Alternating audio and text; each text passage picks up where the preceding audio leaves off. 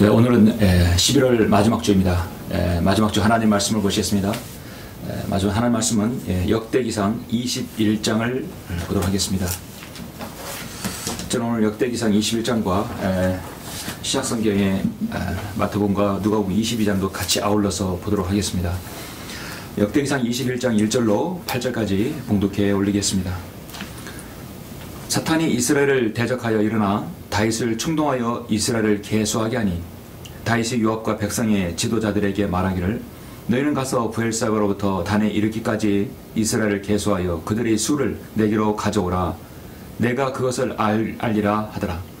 이에 요압이 대답하기를 주께서 그의 백성을 지금보다 100배나 더 많게 하시기를 원하나이다. 그러나 내 주 왕이여 그들이 다 내 주의 신하가 아니니까 어찌하여 내 주께서 이 일을 명하시나이까? 어찌하여 왕께서 이스라엘에게 죄의 원인이 되시겠나이까 하였으나 왕의 말이 요압보다 우세하더라. 그러므로 요압이 떠나서 온 이스라엘을 두루 거쳐 예루살렘으로 왔더라. 요압이 백성의 총수를 다윗에게 주었으니 이스라엘에 칼을 뺄 수 있는 자가 모두 110만 명이요 유다에는 칼을 뺄 수 있는 자가 47만 명이더라. 그러나 요압이 레이와 베냐민은 그들 가운데 계산하지 않았으니 이는 요압이 왕의 명령을 싫어하였음이라. 하나님께서 이 일을 불쾌히 여기셨으므로 이스라엘을 치시니 다윗이 하나님께 말씀드리기를 내가 이 일을 행함으로 크게 죄를 지었나이다. 그러나 내가 주께 간구하오니 주의 종의 죄악을 제하여 주소서. 내가 심히 어리석게 행하였나이다 하더라. 오늘 이 말씀을 우리 보면서 여러분 무엇을 느끼셨습니까? 오늘 말씀을 위해서 잠시 기도하시고 말씀을 나누겠습니다. 존귀하시고 거룩하시며 위대하신 아버지 하나님 감사를 드립니다. 주님께서는 자신의 피로 우리를 구속하여 주셨고 우리가 하나님의 피로 예수 그리스도의 보혈로 거듭나서 하나님의 자녀가 되었습니다. 그리고 이 땅에서 주님의 은총과 은혜를 한량없이 받고 있습니다. 그런 가운데도 우리는 늘 육신의 기질과 옛 성품이 나타나서 주님을 실망시키고 때로는 아버지 하나님 많은 일들로 인하여서 간증을 잃어버릴 때도 있습니다. 아버지 하나님 이 시간 오늘 말씀을 통해서 끊임없이 다가오는 마귀의 유혹과 사탄의 그 기질에 우리가 어떻게 대응하고 우리가 어떻게 해서 간증을 잃어버리지 않는 성도가 될 것인가 말씀을 나누고자 합니다. 이 말씀 우리에게 좋은 영적 교훈이 될 수 있도록 인도하여 주시옵소서. 이 말씀을 듣는 모두에게 주님께서 은혜가 충만한 시간이 될 수 있도록 인도하여 주시길 원합니다. 모든 것을 감사드리며 주 예수 그리스도의 이름으로 기도드렸습니다. 아멘. 오늘 저는 말씀 제목을 인간의 기질과 사탄의 키질이라는 제목으로 설교를 하고자 합니다. 인간의 기질과 사탄의 키질입니다. 여러분 혹시 탐 말론이라는 설교자를 아십니까?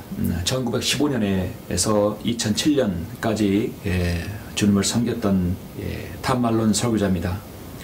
그는 독립침례교회의 목사로서 지도력을 많이 발휘해서 많은 그리스도인 또 성도들에게 영향을 끼쳤던 설교자였습니다. 그는 정말 하나님의 훌륭한 사람이었습니다. 그는 성경에 대해서 성경은 의사보다 더 좋은 치료자이고 사역자보다 더 좋은 설교자이고 친구보다 더 좋은 조언자이고 교수보다 더 좋은 학자이다, 지도자라고 말하고 있습니다. 그는 복음에 대해서도 하나님께서는 내일이나 나중이나 시간적으로 여유가 있을 때나 완전히 몰락하여 패가 망신해질 때나 인생의 여정의 황혼역에 있을 때가 아니라 오늘, 오직 오늘이라고 말씀하신다. 하나님께서 한 혼을 위해서 애원하시는 그분의 음성에는 긴박성이 있다라고 말씀하고 있습니다. 팀 말론 설교자는 나름대로 참으로 훌륭한 목회 철학을 가지고 있는 것 같습니다. 그가 한 번은 멀리 떨어져 있는 시골 교회에서 설교를 하게 되었습니다. 집회를 마치고 집으로 돌아오는 길이었는데, 그런데 돌아오는 길에 계속해서 자신이 깃전에 마귀가 계속 충동질하는 그 소리를 계속 듣고 있었습니다. 그것도 바로 옆 조수석에서 충동질하는 소리를 듣게 된 것입니다. 이 영적인 음성이죠. 그는 내 옆에 조수석에서 앉아 말하기를, 그는 이렇게 말합니다. 팀 말론에게 말하는 것이죠. 야, 너 미친 거 아니야? 지금 너는 너 자신을 혹사시키고 있어. 그 몇 명 안 되는 사람들에게 설교하러 그 먼 거리를 손수 운전해 가다니, 그래도 잘 알려진 내가 그렇게까지 필요할 수 있을까? 그리고 말이야, 오늘 구원받은 사람, 그 사람들 정말 구원받는지 네가 어떻게 알아? 내가 너무 멀리서 운전해 왔으니까 다 너를 섭섭하지 않기 위해서 그렇게 말하고 영접한 거야. 마귀는 끊임없이 계속해서 참을 수 없을 만큼 옆에서 키질하고 충동질하는 것이었습니다. 그가 운전하기 어려울 정도로 괴롭혔습니다. 그래서 말론은 차를 도로 한 구석에 급히 세웠습니다. 그리고 시동을 끄고 차 밖으로 나가서 주석문을 확 열고 다음과 같이 말합니다. 야, 마귀야, 이 차는 내 거야. 이 차의 세금도 내가 내고 이 차 보험도 내가 들었어. 너는 지금까지 내 차에 무단으로, 무임으로 지금 승차하고 있는 거야. 이제 내려. 여기서 나가란 말이야. 그리고 문을 쾅 닫고 운전석으로 되돌아가 집에까지 운전을 해갔다고 합니다. 여러분, 그렇습니다. 마귀는 인간의 마음속에 들어오고 생각 속에 스며들어서 여러분 안에 속삭일 수 있습니다. 그리고 죄를 집어넣고 결국은 말과 행동으로 죄를 짓게 하는 것입니다. 성경은 이러한 마귀의 일을 충동이라고 하고 키질이라고 합니다. 그리스도인의 영적 전쟁은 전 생애에 걸쳐 일어납니다. 그렇고 우리의 육신의 몸이 구속받지 않는 한 마귀의 키질은, 사탄의 키질은 계속될 것입니다. 여러분, 성경에서 키질이라는 말이 이제 나오는데요. 성경에서는 신약성에 단 한 번 나옵니다. 사도 베드로를 통해서 한 번 나오는데요. 이 키질이라는 것을 여러분 잘 아셔야 됩니다. 이 키질을 알 때 영적인 의미를 여러분 많이 알 수 있고 또 사탄의 공격을 알 수 있습니다. 성경에서 키질은 크게 네 가지로 볼 수 있습니다. 첫 번째는 하나님의 말씀으로 키질합니다. 이 좋은 의미의 키질이죠. 예수님께서 말씀을 선포하실 때 그 말씀을 듣는 사람들에게 각기 반응이 나옵니다. 어떤 사람들은 분개하면서 주님을 저주하는 가면, 어떤 사람은 주님을 정말 진심으로 주여라고 따르는 사람이 있습니다. 마태복음 3장 12절에서 그분은 손에 키를 들고 자기의 타작마당을 철저히 정결케 하시며 자기 알곡은 모아서 창고에 들이실 것이나 죽정이는 꺼지지 않는 불 속에 태우시리라 말씀하고 있습니다. 마태복음 3장 7절 8절에서도 오 독사들의 세대야, 누가 너희에게 다가오는 진노에서 피하라고 경고하더냐? 그러므로 회개했다는 열매를 맺고 아브라함의 우리의 조상이라고 너희 속으로 말하라고 생각하지 말라. 내가 너희에게 말하는 하나님께서 이 돌들도 아브라함의 자손이 되게 하실 수 있느니라. 이제 도끼가 나무 뿌리에 놓였으니 그러므로 좋은 열매를 맺지 못하는 나무마다 찍혀 불의 속에 던져지리라. 하나님께서 말씀으로 나누신다는 의미죠. 또 다른 의미도 하나님께서 말씀하시는 부분인데 이거는 사건과 환경을 통해서 기질하는 겁니다. 이것도 분리시키는 겁니다. 평소에 말씀의 기질은 유익합니다. 말씀의 기질로 알고가 쭉정이를 갈라놓습니다. 또는 이 기질은 사건과 환경을 만들어서 그 사람에게 아픔을 줍니다. 때론 고통과 손해를 줍니다.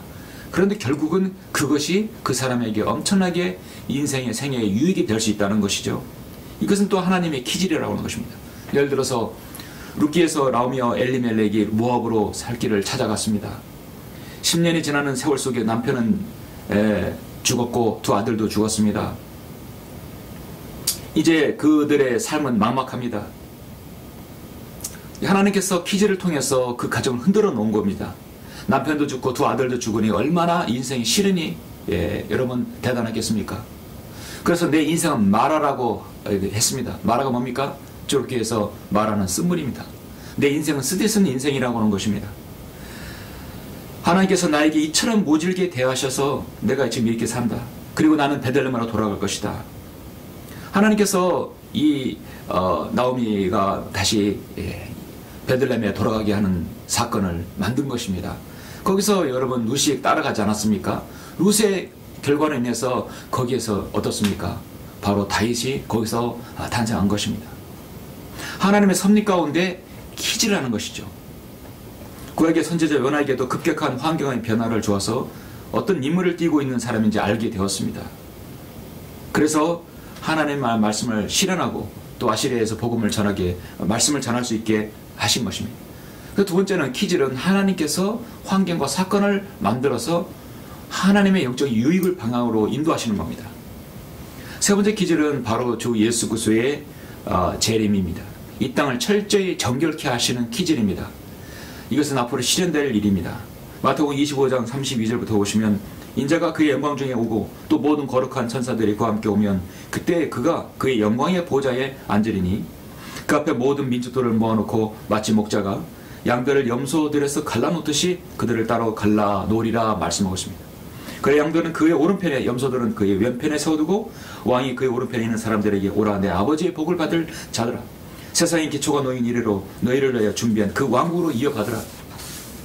이는 내가 굶주렸을 때 너희가 먹을 것을 주었으며 내가 목마를 때 마실 것을 주었고 내가 나그네 되었을 때 대접하였고 또 내가 헐벗었을 때 입혀주었으며 내가 병들었을 때 문안해 주었고 내가 감옥에 갇혔을 때 찾아와 줬습니다. 대환란 때 유대인들에게 선대하고 잘해주면 천연왕국에 들어갈 수 있는 자격이 되는 것입니다. 민족적인 심판을 받는 것이죠. 요한복음 3장 17절에서 그분은 손에 키를 들고 타작마당을 철저히 정결케 하시라 했습니다. 우리 주님께서 재림하셔서 완전히 양과 염소를 갈라놓는 것입니다. 그리고 네 번째 오늘 본문과 같은 말씀인데요. 네 번째는 사탄의 기질입니다. 마귀의 기질입니다.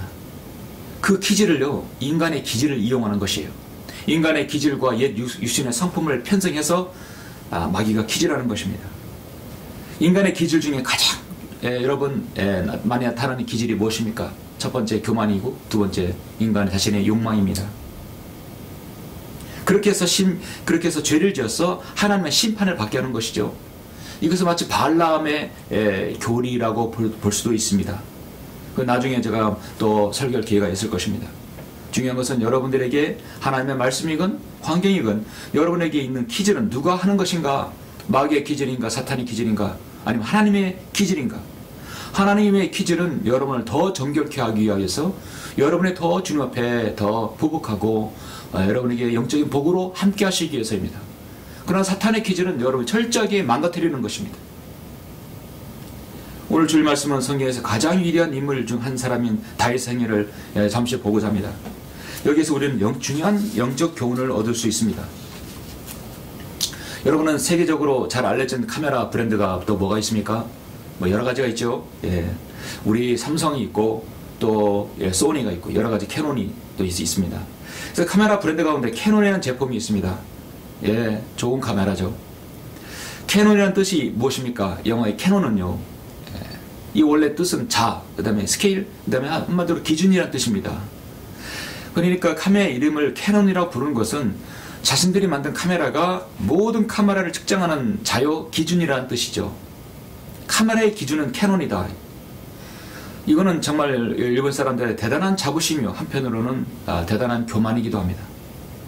성경을 보면 하나님께서 캐논으로 삼으시는 사람이 있습니다. 기준이에요, 기준. 적어도 이 사람은 내가 어디다 놔도 부끄러움이 없는 사람이다. 내가 내놓을 사람이다. 하나님께서 그런 사람을 욥을 내놨습니다. 모세를 내놨습니다. 다윗을 내놨습니다. 그 중에 다윗이 있죠. 하나님께서는 모든 신앙인의 구약의 기준을 삼는 사람이 있습니다. 모든 왕들 앞에서 열거할 때는 항상 다윗을 언급합니다. 열왕기 상하에 보면 이나무 유단과 북왕국 이스라엘 왕국에 관한 기록이 나오는데요. 하나님께서 왕들을 평가하실 때 늘 기준이 되는 사람이 있습니다. 바로 다윗입니다. 열왕기상 11장 12절에 보면 아사가 그의 조상 다윗이 행한 것 같이 주의 눈에 옳은 것을 행하였다라고 말씀하고 있습니다. 그러니까 아사는 어떤 왕이냐? 다윗과 같이 했다. 그 땅에서 남색자들을 쫓아내고 그의 조상들이 만든 모든 우상들을 제거했다. 그 당시에 남자 동성연애자들도 있었다는 얘기죠. 아사 왕이 하나님의 합격 판정을 받은 것입니다. 누구의 기준? 다윗이라는 것입니다. 열왕기하 16장 2절에 보면 또 이렇게 기록되었습니다. 아하스가 치리하기 시작할 때 20세였으며 그가 예루살렘에서 16년을 치리하였으나 그의 조상 다윗과 같이 그의 하나님의 목전에 옳은 것을 행하지 아니했다. 하나님의 목전에 하나님의 기준이 미치지 못했을 때도 그 기준을 누구에게 삼냐면 바로 다윗 왕에게 삼았던 것입니다. 아하스 왕은 하나님 앞에 불합격 판정을 받은 것입니다. 그 커트라인은 최소한 다윗과 같은 것이죠. 그렇습니다. 다윗은 하나님께서 캐논처럼 사랑하신 사람입니다. 그 사람이 신앙생활을 올바로 했든지 잘못했든지 기준이 되는 사람이 바로 다윗이었습니다. 그럼 과연 다윗은 어떻게 신앙생활을 했기에 이렇게 하나님의 기준으로서 모든 왕들에게 적합하냐 맞지 않느냐 훌륭한 왕이냐 하나님의 마음에 맞는 사람이냐를 기준에 두었을까요? 우리는 성경을 자세히 살펴보면 다윗의 그 행적과 다윗의 그 왕의 치리 과정을 보면 우리는 정말 다윗을 훌륭한 왕이라고 꼽을 수 있습니다. 다윗이 왕이 되기 전 청년 시절에 가장 혁혁한 공은 무엇입니까? 바로 필스타인의 골리앗을 죽인 일입니다. 오직 상대할 수 없는 그 골리앗을 믿음으로 하나님의 힘으로 싸워서 이긴 사건입니다. 그 뒤에 사울에게 쫓겨 피난한 이야기가 있습니다. 10년 이상을 기나긴 광야와 토굴 속에서 고난을 견뎌냈고 정말 훌륭한 일을 또 선하게 행동하였으므로 하나님께서 30세에 그를 왕위에 등극하게 해주셨습니다. 그렇습니다. 다윗은 하나님 앞에서 그의 신앙생활과 그의 믿음은 정말 하나님의 위로를 받고 정말 하나님의 앞에 마음이 합한 왕이 되었습니다. 구약에서 아주 좋은 롤 모델이었습니다. 그런데 다윗의 인생을 살펴볼 때 두 가지가 다윗에게 흠이 있었습니다. 사무엘하 11장과 오늘 본문의 바로 역대기상 21장입니다. 사무엘하 11장은 여러분 잘 아시다시피 우리아의 아내 밧세바를 범한 일입니다. 우리아가 누구입니까? 다윗의 300인 용사 중에 한 명이 아닙니까? 자신의 부하 장수의 부인을 자신의 아내로 삼은 것이죠. 이와 같은 것은 하나님을 불쾌하게 여기셨던 것입니다. 그래서 사무엘하에는 하나님이란 단어가 없어요. 오직 다윗만 나오는 것입니다. 그로 인해서 다윗은 하나님께 범죄하였고 또 첫 아들이 죽게 되었습니다. 하나님의 은혜를 받은 것이죠. 그리고 두 번째 사건이 바로 오늘 본문의 말씀 역대기상 21장의 말씀입니다. 오늘 본문을 보면 다윗은 또 넘어집니다. 다윗은 하나님께서 기뻐하지 않는 인구조사를 강행했습니다. 그것도 싸울 수 있는 군사를 조사를 강행했던 것입니다. 결과적으로 보면은 그 뒤에를 보면은 이 일로 인해서 7만 명이 전염병으로 죽게 됩니다. 우리는 이 사건을 통해서 좋은 교훈을 얻게 됩니다. 다윗과 같은 사람도 넘어지는구나. 다윗과 같은 사람도 죄를 져서 철저하게 그렇게 회개하고 정련된 과정을 거치는구나. 베드로도 그런데요. 하물며 우리 저와 여러분 우리는 어떻습니까? 더 많이 그렇게 넘어지고 정련되어져야 되는 것이죠. 오늘 본문을 보면 다윗은 큰 죄를 저지르고 회개했습니다. 하나님께서 이 사건 이후에 다윗에게 성전 건축에 대한 비전을 더 갖게 해주셨죠. 다윗이 하나님 앞에 정말 귀하고 훌륭한 것은 범죄한 다음에 하나님께서 사람을 보내면 바로 즉시 회개하고 제 모든 죄를 하나님께 다 털어놓는다는 것입니다. 거기서 남다른 은혜를 받게 되는 것이죠. 우리는 자신의 믿음을 잘 지키는 것이 쉽지 않습니다. 또 죄를 짓고 회개하는 것도 쉽지 않습니다. 사람들은 그 죄가 당연하다. 때로는 그것을 무마시키고 정당화시키려고 하는 것이 바로 인간의 기질이고 악한 품성인 것입니다. 그러나 다윗은 그렇지 않았어요. 다윗은 즉시 돌이켰기 때문에 하나님께 은총과 은혜를 받은 사람이었습니다. 오늘 본문을 보니까 어떻게 하다가 또 다윗은 넘어졌을까요? 인간의 기질에 사탄은 어떻게 개입하게 되는 것인가? 이게 오늘 말씀의 핵심입니다. 인간의 기질에 사탄은 어떻게 개입하는 것인가? 어떤 상관관계가 있는 것인가? 저는 이걸 두 가지를 여러분에게 말씀을 드립니다. 인간의 기질과 사탄의 기질은 어떻게 개입되는 것인가? 첫째, 육신적인 교만으로 사역에 손상을 가져옵니다. 어떤 일에 하나님의 일에 손상을 가져오는 것입니다. 육신적인 욕망으로 손상을 가져오는 것은 바로 다윗 첫 번째 사무엘상 11장이고요. 그리고 오늘 본문의 말씀은 육신적인 교만으로 사역에 손상을 가져오는 것입니다. 다시 한번 본문을 보시겠습니다. 역대기상 21장 1절로 8절입니다. 사탄이 이스라엘을 대적하여 일어나 다윗을 충동하여 이스라엘을 계수하게 한다 말씀하고 있습니다. 사탄이 누구를 대적했습니까? 사탄이 원하는 것은 다윗뿐만 아니라 이스라엘 백성이 멸족시키는 것이죠. 부왕했던 다윗이 이스라엘이 다시 멸망하는 것입니다. 이방인들에게 멸망하는 것이에요. 그래서 한 사람을 쓰게 됩니다. 바로 다윗을 쓰게 되죠. 다윗이 어떤 인물입니까? 훌륭한 지도자, 왕이 아닙니까? 그런데 그런 지도자도 사탄이 쓰러뜨리라고 하는 것입니다. 다윗이 요압과 백성이 지도자들에게 말하기를 너희는 가서 부엘사로부터 단에 이르기까지 이스라엘을 계수하여 그들이 술을 내게로 가져오라. 내가 그것을 알리라. 이따가 말씀드리겠지만 왜 이스라엘을 계수하게 할까요? 사람들을 계수하게 한다는 것은요. 여러분 근본적으로 우리나라도 가끔 인구조사하죠. 인구조사한다는 근본적인 중요한 이유가 있습니다. 어떤 이유가 있을까요? 3절 보니까 이에 요압이 대답하기를 주께서 그의 백성을 지금보다 7배나 더 많게 하시기를 원하나이다. 그러나 내 주 왕이여 그들이 다 내 주의 신하가 아니니까 어째야 내 주께서 이 일을 명하시나이까 어찌하여 왕께서 이 이스라엘에게 죄의 원인이 되시겠나이까 하였으나 왕의 말에 요압보다 우세하더라. 요압은 당시에 정말 개국공신이죠. 그러나 다윗의 말기에 요압은 반역하게 되죠.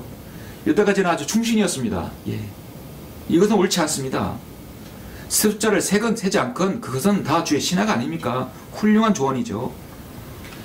이렇게 훌륭한 조언을 다윗은 무시했습니다. 그러므로 요압이 떠나서 온 이스라엘 두루 거쳐 예루살렘으로 왔더라.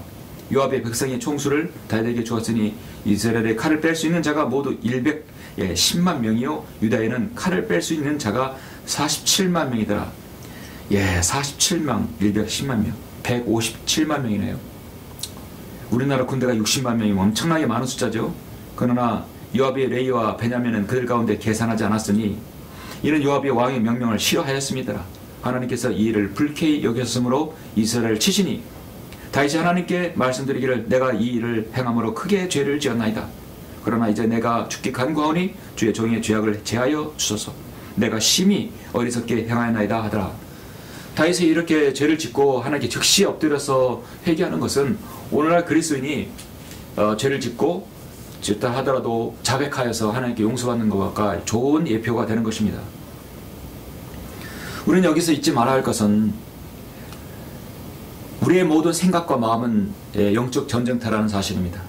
사탄은 우선적으로 인간의 마음과 생각을 공격 대상으로 삼아왔습니다. 우리도 모르게 이 생각을 지배하려고 안간힘을 사탄은 쓰고 있습니다. 실제로 성경을 보면 많은 사람들이 사탄의 생각을 지배당하고 결국 멸망했습니다. 그래서 고린도후서 10장 4절에서 사도 바울은 우리의 전쟁 무기는 육신적인 것이 아니에요. 오직 하나님을 통하여 견고한 요새들을 무너뜨리는 능력이라고 말씀하고 있습니다. 여러분, 유다 이스카리옷을 보십시오. 요한복음 13장 2절에서 저녁 식사가 끝나자 마귀가 이미 시몬의 아들 유다 이스카리옷의 마음속에 주를 배반할 생각을 넣은지라. 마음속에 주를 배반할 생각을 집어넣은 것입니다. 유다 이스카리옷은 사실 멸망의 아들이죠.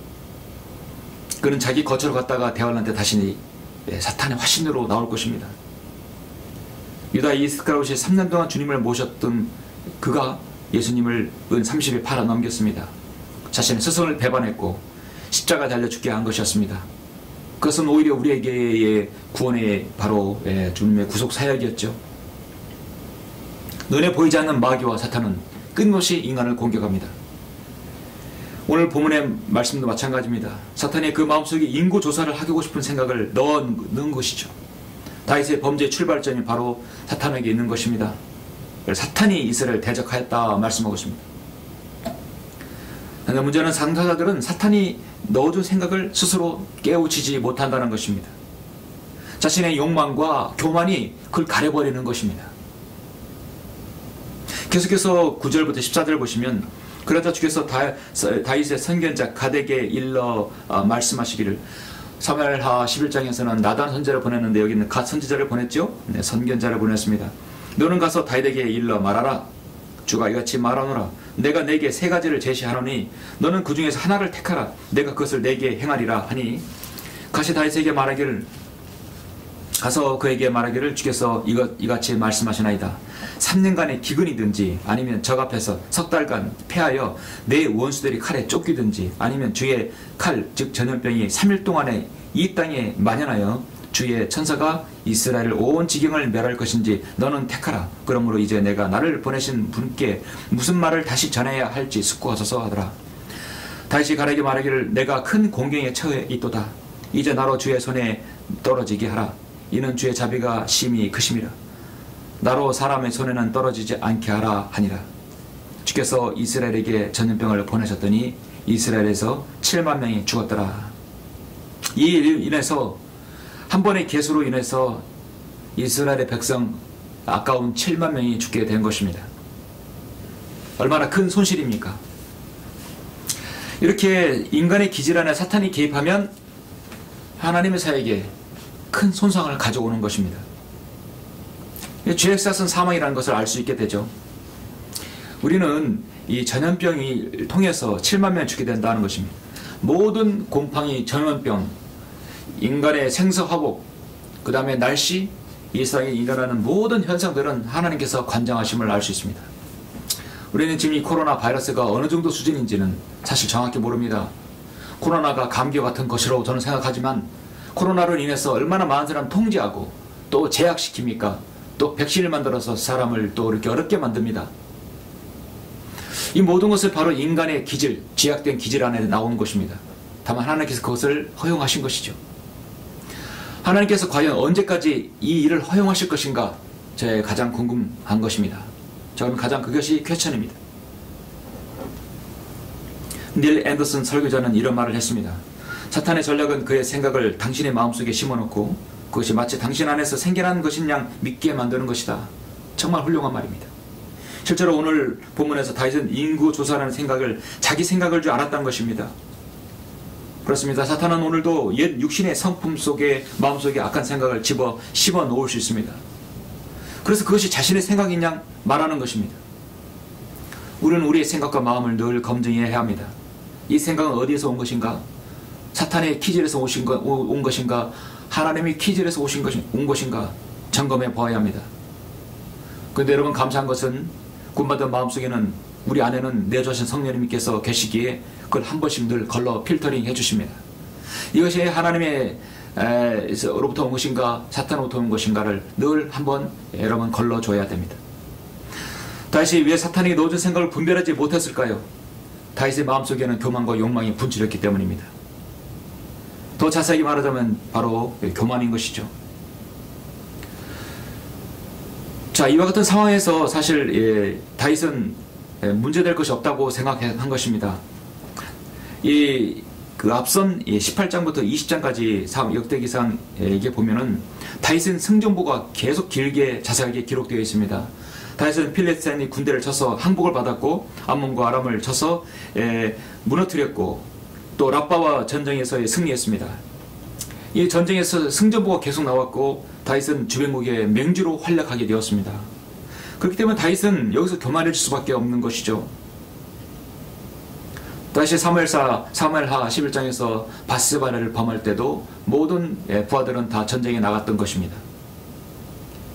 다윗이 인구조사를 강행하는 이유는 세 가지로 들 수 있습니다.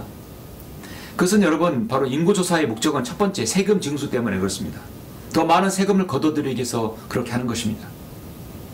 인구조사를 세밀하게 하면 세금을 정확히 납부할 수 있고 철저히 드릴 수 있어서 국가 재정을 튼튼하게 해서 자신의 왕권을 강화할 수 있기 때문입니다. 하나는 병사를 징집하는 것입니다. 인구조사를 확실하게 하면 전쟁에 동원할 수 있는 군사를 더 많이 뽑을 수 있는 것이죠. 당시 병사의 수는 전쟁의 승패의 결정적인 변수입니다. 병사 수를 철저히 파악하면 병사를 많이 징집하여 왕권을 강화하고 또 나라를 더 강하게 만들 수 있다고 생각했던 것입니다. 나라를 강하게 할 수 있는 것은 하나님의 손길인데 인간의 생각으로 나온 것이죠. 또 하나는 바로 자신의 교만입니다. 내가 이렇게 승승장구해서 여기까지 왔는데 바로 내 휘하의 군사들의 몇 명이라는 것은 안다는 것은 교만으로부터 비롯된 것이라 볼 수 있습니다. 하나님께서는 다윗에게 얼마나 많은 것들을 함께 하셨습니까? 지난 40년 동안 다윗은 30세부터 헤브론에서 7년, 예루살렘에서 33년을 치르는 동안 얼마나 많은 것들을 다윗에게 주었습니까? 그럼에도 불구하고 그는 자신의 욕망을 꿈틀대고 있었고 교만이 꿈틀대고 있었던 것입니다. 느부갓네살이 이스라엘을 유다를 패망시키고 나서 내 이디한 바벨론의 왕국이 아니냐라고 얼마나 교만되게 말했습니다. 하나님께 즉시 미쳐버리겠고 광야의 독수리처럼 살게 했습니다. 그렇습니다. 인간에게는 문제가 그 기질의 욕망과 교만입니다. 하나님께서 무엇인가 주셨다면 거기에서 교만이 생기는 것이죠. 오늘 교회 사역자들도 잘 알아야 합니다. 내 구독자가 얼마? 내 여기 있는 성도가 얼마? 여기 있는 재산이 얼마? 이 땅이 얼마? 그래서 많은 것들을 이뤘다고 해서 그것을 거기서 바로 교만이 싹트는 것입니다. 사탄이 그 사람 마음속에 바로 뿌리치지 못하는 마음과 교만을 생각을 집어넣는 것이죠. 그래서 죄를 짓게 하는 것입니다. 인간의 기질과 사탄의 기질에서는 또 어떤 인간의 기질에 사탄은 어떻게 개입하는 것인가? 두 번째는 그 개입을 해서 믿음과 간증을 잃어버리게 한다는 것입니다. 이제부터 잠깐 우리는 신약성경을 잠깐 보도록 하겠습니다. 베드로에 대해서 세 가지를 바로 볼 텐데요. 여러분 중요한 말씀이니까 한번 같이 보시겠습니다. 마태복음 16장 21절 23절을 보시겠습니다. 마태복음 16장 21절 23절입니다. 지금 16장 21절의 상황은 제자들에게 주님께서 너희는 나를 누구라 말하느냐? 많은 제자가 대답했겠죠? 예레미야 혹시 선자 중에 한 사람? 그러나 시몬 베드로는 정확히 말했습니다. 주는 그리스도 곧 살아계신 하나님의 아들이시니이다. 바요나 시몬아 내가 복이 있도다. 이를 너에게 나타낸 것은 혈과 육이 아니라 하늘에 계신 나의 아버지시니라. 너는 베드로라. 그리고 이 반석에 나의 교회를 세우리니 지옥의 문들이 그것을 이기지 못하리라. 내가 너에게 천국의 열쇠를 주겠다고 했어요. 하나님께서 베드로에게 엄청나게 칭찬하셨어요. 천국 열쇠를 그에게 주겠다고 했습니다. 베드로는 한껏 어깨가 높아지고 들썩거렸겠죠.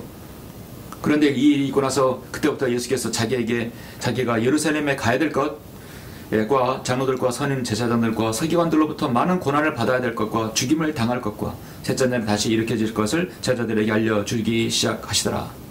주님은 왜 십자가에 달리셔야 했을까요? 첫 번째 유대인들을 위해서입니다. 사실은 유대인들을 메시아로 오셨지만 유대인들이 예수님을 거절했기 때문에 주님은 바로 로마 군 병사에게 넘겨졌던 것입니다. 그리고 인간에 의해서 심판을 받고 빌라도는 베드로에게 주님에게 사형선고를 내린 거죠. 바로 십자가형을 내린 것입니다. 율법에 의하면 하나님을 오도가는 것은 투석형입니다. 그러나 로마의 법에 왜 주님께서 십자가에 죽으셔야 했을까요? 그것은 예언이 있었기 때문입니다. 주님께서 고난받고 죽임을 당하는 것은 결국은 바로 이방인 죄 안에 죽어서 영원히 저기서 멸망할 수밖에 없는 저와 여러분을 위해서 십자가에서 죽으셨던 것입니다. 그리고 셋째 날에 다시 일으켜진 것은 주님의 부활을 말씀하는 것입니다. 주님은 앞으로 고난당하고 갈보 십자가의 구속사역을 이루기 위해서 죽임을 당하며 고난당하고 죽임을 당하며 그 다음에 부활할 것을 제자들에게 알려주셨습니다. 이루어질 일을 미리 말씀해 주신 것입니다. 그런데 베드로가 뭐라고 말합니까? 그때 베드로가 주를 붙들고 말하기 시작하면서 말하기를 주여 그럴 수 없나이다. 이런 일이 결코 주께 있어서는 아니 되옵니다. 베드로의 말대로 했다면 저와 여러분은 정말 구원받지 못했을 것입니다. 이 땅의 인류 역사의 구원은 하나님의 구원 계획은 실현되지 않았을 것입니다. 주여 그럴 수 없나이다. 이런 일은 결코 주께 있어서는 아니 되옵니다. 여기에서 베드로는 정말 사탄의 기질을 당하는 것입니다. 주께서 돌아서서 베드로에게 말씀하시기를 베드로에게는 이제 가장 치욕적이고 가장 호되게 지금 나무라시는 겁니다. 사탄아, 조금 전에 천국의 열쇠를 주겠다고 했는데 사탄이랬습니다. 지금 천국과 지옥에 왔다 갔다 하는 것이죠. 내 뒤로 물러가라. 너는 나에게 걸림이 되는도다. 하나님의 사역에 걸림이 된다는 것은 얼마나 치욕적인 일입니까? 이는 내가 하나님의 일들을 생각하지 아니하고 사람의 일들을 생각함이라고 하시더라. 그때 예수께서 제자들에게 말씀하시기를 누구든 자를 따라오려거든 자기를 부인하고 자기의 십자가를 지고 나를 따르라고 말씀하고 있습니다. 베드로는 자기 자신이 매우 충성스럽고 주님을 사랑하고 사랑하는 마음이 강하다고 자각했던 것입니다. 주님을 너무 사랑하니까 그래서는 안 됩니다. 고난당하시면 안 됩니다. 베드로는 어떤 어려움이 와도 자신이 굴하지 않겠다는 자기 과신에 빠졌던 것입니다. 우리도 얼마나 때로는 자기 과신에 빠지기도 합니까? 얼마나 큰 착각에 빠지기도 합니까? 그럴 때마다 여전히 사탄은 그 사람을 기절해서 넉다운 시키는 것입니다. 그리고 좀 넘겨서 여러분 누가복음 22장을 보시겠습니다. 누가복음 22장 31절부터 34절에 보시면 또 주께서 말씀하시기를 시몬아 시몬아 보라 베드로에게 말합니다. 사탄이 너를 밀처럼 키질하라고 찾았느니라. 사탄이 밀처럼 키질하고 찾았느니라. 사탄이 키질이 있다는 것입니다. 그러나 내 믿음이 약해지지 않도록 하라. 사탄이 키질로 인해서 그 믿음과 간절을 잃어버리게 한다는 것입니다. 그러니까 믿음이 약해지지 않도록 내가 너를 위하여 기도하였으니 내가 회심하게 되면 내 형제들을 굳게 하라. 이건 요한복음 21장 이후의 일이죠.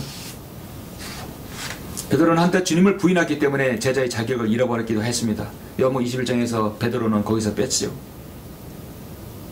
그리고 주님께서 이제 잡히실 때 베드로의 또 한 번의 사탄의 키질을 당했습니다. 누가복음 22장에 같은 장이 있는데요. 그래서 누가복음 22장은 베드로에게 참으로 많은 일들이 있었던 장입니다. 22장 47절을 잠깐 보시겠습니다. 22장 47절부터 51절을 보시면 주께서 아직 말씀하고 계시는데 무리를 보라.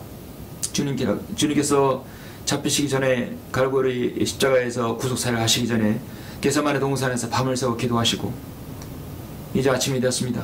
주께서 아직 말씀하고 계시는데 무리를 보라. 열둘 가운데 하나인 유다라는 자가 그들 앞서 가다가 예수께 입맞추려고 가까이 오니 예수께서 그에게 말씀하시기를 유다야 내가 입맞춤으로 인자를 배반하느냐. 그때 주위에 있던 사람들이 일어나는 일들을 보다가 주께 말씀드리기를 주여 우리가 칼로 치리까. 지금 이 영적인 위대한 일을 베드로는 지금 육신으로 처리하고자 하는 것입니다. 그들 중에 한 사람이 대제사장의 종을 쳐서 그의 오른쪽 귀를 잘라버리더라. 베드로죠. 이 베드로는 지금 바로 대제사장의 종, 그는 말코였습니다. 그 종을 쳐서 오른쪽 귀를 잘라버리더라. 칼을 쳐서 그 가장 연하고 이 야들야들한 이 귀를 그냥 단숨에 그냥 잘라내버린 것입니다. 이 얼마나 육신적인 일이고 좀 살인적인 행동입니까? 하나님의 일을 망치려고 작정한 것이죠. 주님께 십자가에 달리셔야 했던 것입니다. 그것 때문에 주님께 밤을 새워 주님께서는 겟세마네 동산에서 지금 기도하신 일이 아닙니까? 그런데 여기에서 칼을 들고 있던 것입니다. 그러자 예수께서 대답하여 말씀하시기를 이제 그만하라 그만하라 하시고 그의 귀를 만져서 고쳐주시니라. 생명을 관장하는 창조 하나님께서 바로 귀를 다시 나게 하셨던 것입니다. 그리고 예수께서 자기에게 온 선임 제사장들과 성전 경비 대장들과 장로들에게 말씀하시기를 너희가 강도에게 하듯이 칼과 몽둥이를 가지고 나왔느냐. 내가 매일 성전에서 너희와 함께 있었으나 너희가 나를 잡으려고 손을 내밀지 아니하도다. 그러나 지금은 너희의 때요 또 흑암의 권세니라 말씀하고 있습니다. 자, 여러분, 주님께서 십자가 달리실 때 이런 사탄의 기질은 끊임없이 있었습니다. 주님께서 십자가에 달리실과 부활하실 것을 설명하자 마귀는 사탄으로 기질을 당해서 그러시면 안 됩니다. 그럴 수는 없나이다 라했고, 그래도 사탄은 마귀를 베드로를 기질해서 그 대제사장의 관제에 있을 때 베드로는 3번이나 부인했습니다. 그리고 또 예수님을 잡으러 오자 또 여기서 칼을 들고 그 마귀의 기질에 당한 것입니다. 정말 육신적인 일을 했죠. 심지어 우리 주님께서는 십자가에 달리실 때도 사탄의 기질은 계속된다는 것입니다. 그러니까 인간의 기질 안에서의 사탄의 기질은 우리가 이 땅에 육신의 몸을 입고 있는 동안은 지속된다는 것입니다. 22장 47절에 잠깐 보시죠. 주님께서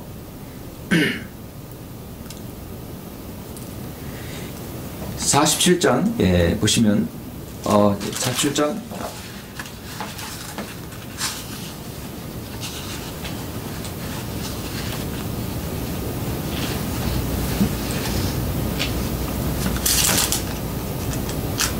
63절입니다. 죄송합니다. 자, 이제 베드로가 지금 3번 부인하고 난 다음의 일이죠. 63장. 예수를 지키던 사람들의 주를 조롱하고 때리며 주의 눈을 가리고 얼굴을 치며 주께 물어 말하기를 예언하라. 너를 때리는 자가 누구냐? 또 그들은 많은 다른 것으로도 주께 주목하여 모독하여 말하더라. 자, 지금 주님께서 이런 십자가 달리시는 그런 과정에서 많은 죄인들이 주님을 그렇게 모독했습니다. 실제적으로 주님께서 이제 그렇게 당하신 일은 마태복음 27장에 나오죠. 주님 십자가 달리신 그 상황에서도 39절에서 27장 39절에서 지나가던 사람이 머리를 흔들며 주를 모독하여 말하기를 성전을 헐고 3일 만에 지는 자여 내 자신을 구원하라. 만일 내가 하나님의 아들이거든 그 십자가에서 내려오라. 그와 같이 선임 제사장들도 서기관들과 장로들과 더불어 조롱하여 말하기를 그가 다른 사람들은 구원하였으나 자기 자신은 구원하지 못하는도다. 그가 이스라엘의 왕이면 지금 그 십자가에서 내려와 보라고 하라. 그러면 우리가 그를 믿으리라. 여러분, 주님께 십자가 달리실 때도 인간들에 의해서 그렇게 지금 모독을 당했습니다. 그것의 모독은 바로 사탄의 기질인 것입니다. 주님께 십자가에서 견디다 못해서 이것들을 그냥 안 되겠어 십자가 내려오게 되면 어떻겠습니까? 주님께 십자가에 달리신 그 구수사역을 이루지 못하는 것입니다.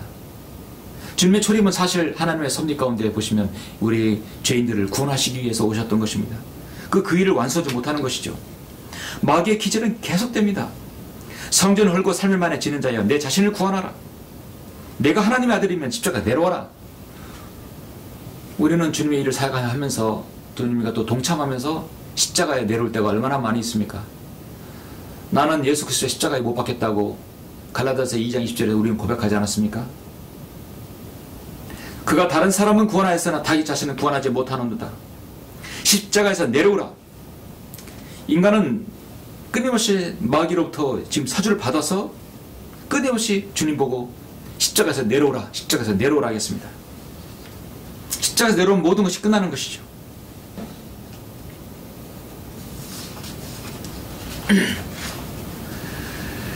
그러자 예수께서 그에게 말씀하시기를 내 칼을 주님께서는 지금이라도 하나님께서는 12군단이 넘는 천사들을 즉시 보내달라고 해서 모두 멸할 수 있는 것입니다.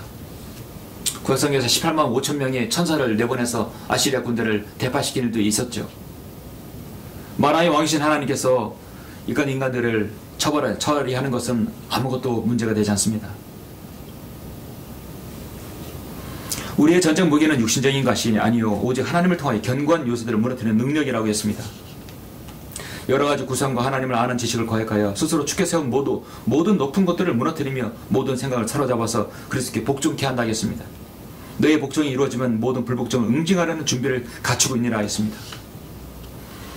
우리는 베드로와 또 베드로를 통해서 사탄의 기질을 보고 또 예수 그리스도를 십자가에 달리신 구속 사역까지도 사탄은 기질을 합니다. 심지어 우리는 어떻겠습니까? 우리는 얼마나 많은 기질을 당합니까? 우리는 얼마나 우리 기질 안에서 사탄의 기질이 개입하게 됩니까? 믿음을 잃어버리고 간증을 잃어버리기도 합니다. 육신적으로 생각하는 사람은 영혼에 대한 사모가 없어집니다. 말씀에 대한 사모가 없어집니다. 이 땅에서 자신이 잘하는 것만 보여진다고 생각합니다. 자기만이 보이게 됩니다. 하나님의 말씀에 대한 사랑이 적어지죠. 육신의 칼을 계속 휘두르고 싶어 한다면 계속해서 주님을 따르는 것은 멀어지게 되는 것입니다. 디모데전서 1장 66절에서 그러나 내가 자비를 입은 것인 이 때문이니 곧 먼저 내 안에서 예수 그리스도께서 온전한 오래의 참으심을 보여주어서 후에 그를 믿고 영생을 얻는 자에게 본이 되게 하려 하심이라. 우리는 우리 안에 마귀의 사탄의 그 기질 안에서 그 부분에서 우리는 오래 참고 기다려서 이거 사람들에게 알려서 또 보여줌으로써 또 간증을 드러냄으로써 주님께 영광을 돌려야 될 것입니다. 어떠한 경우에서도 우리는 간증을 잃어버리지 않아야 됩니다. 하나님의 세우신 지역교회에서 우리는 육신적인 일들, 믿음을 저버린 일들 얼마나 많이 있습니까? 여러분 그래서 간증을 잃어버린 일들이 얼마나 많습니까? 그러나 다시 회복되었듯이 우리도 회복될 수 있습니다. 더 많이 노력해야 됩니다. 시간이 걸릴 수 있지만 그 기질을 당하면 반드시 우리는 회복해야 합니다. 성도 여러분 말씀을 맺겠습니다. 우리는 다윗처럼 넘어지고 또 넘어질 수 있습니다. 또 우리가 성령 안에서 행한다면 넘어지지 않을 수도 있습니다. 중요한 것은 우리의 마음속에 생각 속에 사탄은 계속해서 기질을 한다는 것입니다. 파도가 한번 밀려오면 끝나는 게 아니라 계속해서 파도가 밀려오는 것과 동일합니다. 사탄이 찾는 것은 바로 알곡이 아닙니다. 쭉정이들입니다. 알곡은 건드려도 소용이 없어요. 쭉정이들을 건드려버립니다. 계속해서 기질을 해서 쭉정이를 만들게 하는 것이요.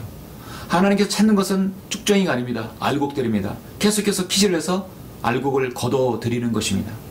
그러니까 알곡을 걷어들이는 하나님과 쭉정이를 걷어들여서 지옥에 보내는 일은 근본적으로 다른 일이죠. 계속해서 기질을 해서 버려지게 만들고 사탄이 그걸 다 회수해버립니다. 누가 영적으로 게을리하고 있는가? 누가 욕심적으로 가고 있는가? 누가 교회를 파괴하고 있는가? 누가 하나님 말씀을 버리는가? 누가 하나님 말씀을 사랑하지 않는가? 누가 자기 비하에 빠졌는가? 누가 자기 만족에 빠졌는가? 누가 자기 자랑에 빠져 있는가? 계속해서 사탄은 집요하게 그 사람들을 찾아냅니다. 우리는 하나님의 그 크신 사랑으로 인하여 저 영원한 파멸 속에서 구속을 받았습니다. 예수 그리스도의 갈비 십자가의 구속 사역을 통해서 구속받은 것입니다. 성전을 헐고 삶을 하나 찾는 자의 내 자신을 구원하라. 그런 인간의 기제, 마귀의 기제 주님은 결코 흔들지 않았습니다. 엘리 엘리 라마 사막다니 이는 나의 하나님 어째 나를 버리시나이까 말하셨지만 하나님께서는 그들의 죄를 용서해달라고 기도했던 것입니다. 우리는 오늘 말씀 다윗과 베드로를 통해서 많은 것들을 얻을 수 있습니다. 베드로는 자신의 지난 과오, 주님을 3번 부인하고 주여 그럴 수는 없나이다 하고 십자가의 그 길을 막았던 베드로, 그리고 제대장정의 말코의 길을 쳐서 없애버린 그런 육신적인 일들, 베드로는 베드로전서 4장 3절에서 이렇게 기록합니다. 우리가 음란과 정욕과 술 취함과 방탕과 연락과 혐오스러운 우상숭배를 행하여 이방인들의 뜻을 행한 것은 지난날의 생활로 충분하도다. 이방인들의 뜻을 행한 것, 사탄의 기질을 당한 것은 지난날의 생활로 충분하도다. 그래서 베드로전서 4장 1절에서 그리스도께서 그때 우리를 위하여 육체의 고난을 받으셨으니 너희도 같은 생각으로 무장하라. 이는 육체로 고난을 받은 자는 죄로부터 단절됨이니 이는 그가 육체 안에서 자기의 남은 때를 더 이상 사람의 정욕에 따라 살지 않고 하나님의 뜻에 따라 살게 하려 함이라. 사람의 정욕에 따라 살지 않고 하나님의 뜻에 따라 산다는 것입니다. 그래서 사탄의 기질을 통해서 유신적인 행동으로 주님의 사역을 손상을 시켜주고 자신의 믿음과 간절을 잃어버리게 한다는 것입니다. 마귀의 기질과 공격은 더 집요하게 여러분에게 있을 수 있습니다. 성별하지 않은 사람은 더 성별하도록 노력해야 됩니다. 여러분의 가족, 여러분의 성도, 직장, 이게 찾는 또 제3의 어떤 일이 있을지 모릅니다. 그 대상이 누구이든 간에 하나님 편에 속한 그리스도인이 할지라도 사탄의 기질은 계속된다는 것입니다. 여러분의 육신의 기질, 육신이 나오게 하고 여러분의 믿음을 저버리게 하고 간절을 잃어버리게 할 수 있다는 것입니다. 그래서 고린도후서 2장 14절에서 항상 우리를 그리스도 안에서 승리하게 하시고 또 어느 곳에서나 우리로 하여금 그분에 관한 지식이 한계를 나타내시는 하나님께 이제 감사하노라. 그래서 우리는 언제라도 승리해서 하나님의 예수 그리스도의 향기를 드러낼 수 있도록 해야 할 것입니다. 여러분 모두가 사탄의 기질에서 승리하시길 간절히 바랍니다. 기도하시겠습니다. 존귀하시고 위대하신 아버지 하나님 감사를 드립니다. 부족한 적은 오늘 이렇게 역대기상 21장을 통해서 또 마태복음과 누가복음을 통해서 다윗과 베드로의 그 믿음에 그를 파괴시키기 위해서 그 마귀의 기질을 우리가 보았습니다. 우리가 하나님의 사람이라 하더라도 주님의 자녀라 하더라도 사탄의 기질은 우리가 육신을 입고 있는 한 지속될 것입니다. 우리는 그것을 승리해야 합니다. 마귀의 기질에 우리가 넉넉당하지 아니하고 승리하기를 원합니다. 우리에게 더 주님을 의지할 수 있는 믿음을 주시고 우리가 승리할 수 있는 믿음을 주님께서 허락해 주시길 원합니다. 그건 어때라도 자신에게 닥쳐진 모든 시험들을 이길 수 있도록 주님께서 인도해 주시고 오늘 말씀을 통해서 귀한 교훈들을 얻을 수 있도록 인도하여 주시옵소서. 성도들 각자가 기도하실 때 기도에 주님께서 응답해 주셔서 주님께서 우리를 부르실 그날까지 우리가 승리하는 성도가 될 수 있도록 인도하여 주시길 원합니다. 주 예수 그리스도 이름으로 기도드렸습니다. 아멘.